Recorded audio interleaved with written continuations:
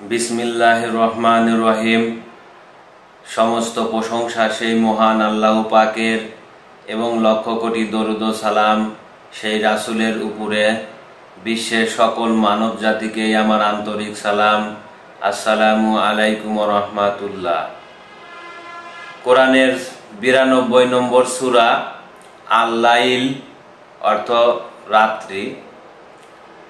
এই সূরার হাকিকত সম্পর্কে কিছু বর্ণনা দান করব পৃথিবীর সকল মানুষকে। এই সূরাতে আল্লাহ পাক আল্লাহর সৃষ্টি জগতে মূল দুটি সত্যের কথা বুঝিয়েছেন। যে মূল দুটি সত্য সেটি হলো দিন এবং রাত। রাত্রের শপথ নিয়ে যখন বলতেছে শপথ রাত্রের, যখন ওটা আচ্ছন্ন করে মানে ঢেকে দেয়, আবৃত করা। শপথ দিনের, যখন ওটা উদ্ভাসিত করে অর্থাৎ দিন থেকে আলোকিত করে। তারপরের আয়াতে আবার বলছে এবং শপথ নর ও নারীর যা তিনি সৃষ্টি করেছেন, অবশ্যই তোমাদের কর্ম প্রচেষ্টা মুখী। সুতরাং কেহ দান করলে, সংযত হলে এবং সদীয়কে সত্য জ্ঞান করলে অচিরেই আমি তার জন্য সুগম করে দিব সহজ পথ। সর্বপ্রথম আমি যেটা বলতে চাই, আমার অনেক ভিডিওতে বক্তব্যের ভিতরে রাত দিনের কথা যখন বলি অনেকেই বুঝতে পারেন না। আসলে এই রাতের অধিপতি হলো এই নারী, যার গর্ভে সকল সৃষ্টি বাস করে। দিন হলো এই পুরুষ সত্য, সূর্য সত্য, যে সত্য দ্বারা এই অস্তিত্ব টিকে থাকে। এই যে আমি আপনি মানব জীবনে আছি, এই মানব জীবনে নর এবং নারীর অস্তিত্ব নিয়ে দাঁড়িয়ে আছি।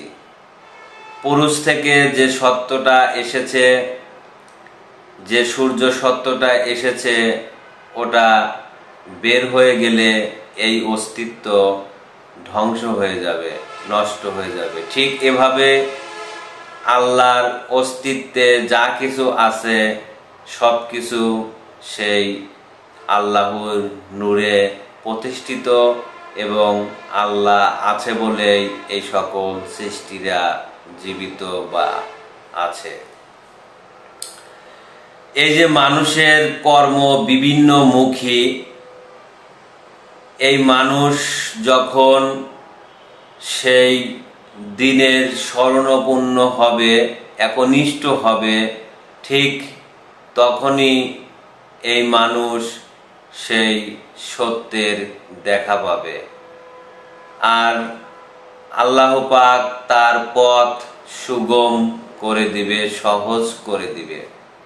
কিন্তু মানুষ যদি সেই সৃষ্টিদের মতোই বিভিন্ন কর্মমুখী হয়, তার ভিতরে যে উশৃঙ্খলা ভাব, কামনা বাসনা, অন্যায় বিন্যায়, অপরাধ অপকর্ম এগুলোর ভিতরে যদি লিপ্ত থাকে, তাহলে এই মানুষকে আল্লাহ পাক কিভাবে সাহায্য করবে বা তার পথ সুগম করে দিবে?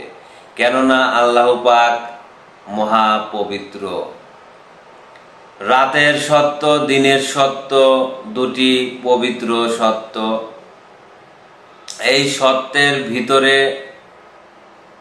এই সত্যের সাথে যোগ লাগতে গেলে আপনাকে পবিত্র হতে হবে। মানুষ হতে গেলে, নর নারী হতে গেলে এই দুটি মূল জীবন, যেটা রাতের ভিতরে দেখেন চন্দ্র আকারে এবং দিনে যখন দেখেন সূর্য, এই দুটি দিন আল্লাহর সৃষ্টির জগতে বড় এবং এই দুটি দিনের দ্বারা সমস্ত সৃষ্টির জগতের অস্তিত্ব টিকে থাকে। বিষয়টা হলো, এই পৃথিবীর মানুষকে যখন রাতের বিষয়টা বোঝানো হয় তারা কিছুতেই জ্ঞানে আনতে চায় না। এই মানুষের ভিতর থেকে যখন দিনটা বের হয়ে যাবে তখন কিন্তু তারা মৃত্যুর কোলে ঢলে পড়বে। মহাঘনীভূত অন্ধকার তাদেরকে আচ্ছন্ন করে ফেলবে। আর এই মানুষ যখন দিনের সাথে মিল করার জন্য পথ চলবে তখন সেই দিন তাকে আলোকিত করবে।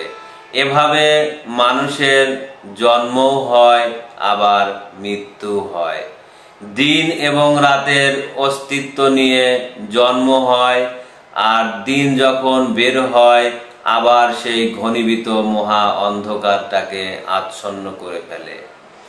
আর সেই অন্ধকার হবে তার জন্য স্থায়ী জাহান্নামের পরিণাম। কেননা এই মানুষকে সৃষ্টির জগৎ থেকে তুলে এনে মানব করা হয়েছে। সৃষ্টির জগৎ থেকে উঠে এসেছে এই মানবে। মানুষ হয়েছে, পৃথিবীতে যত সৃষ্টি দেখেন এই সৃষ্টিরা একবার করে এই মানব জীবন পায়। সকল সৃষ্টির রিসালত ঘুরে এই মানবে এসে মুক্তির জন্য আশ্রয় গ্রহণ করে।